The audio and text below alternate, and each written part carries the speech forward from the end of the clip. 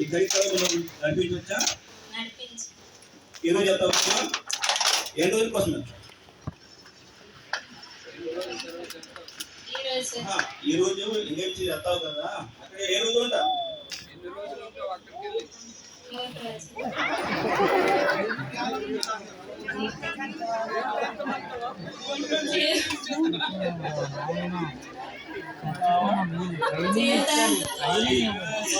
మూడు రోజులంటే పెట్టుకున్న ఖర్చులు.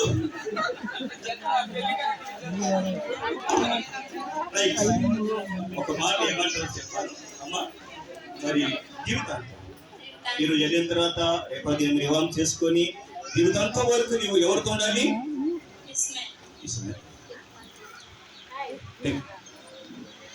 అదేవిధంగా యవనస్తులు పెళ్లి కుమారుడు కాబోతుంది. యవనస్తులు మరి ఇస్మాయిల్ కూడా లేవాలని ప్రభు నన్ను కోరుతున్నా.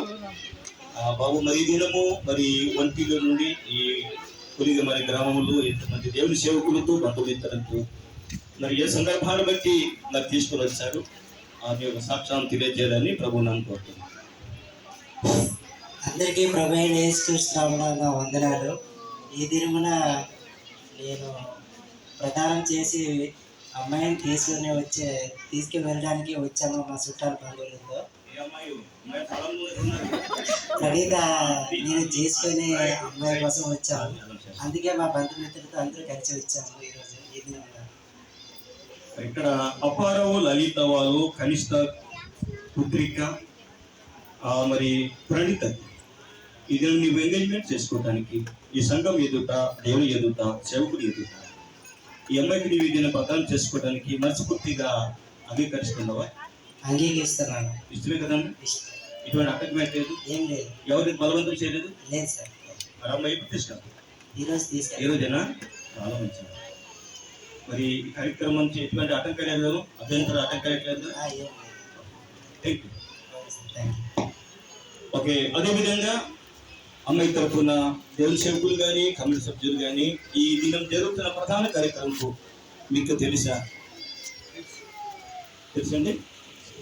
అదేవిధంగా అబ్బాయి తరఫున వచ్చిన దేవుని సేవకులు కానీ బంధుమిత్రులు కానీ మీ ఒక ఈ ప్రధాన కార్యక్రమం మీకు అందరూ తెలుసు. ఆమోదమేనా? Thank you.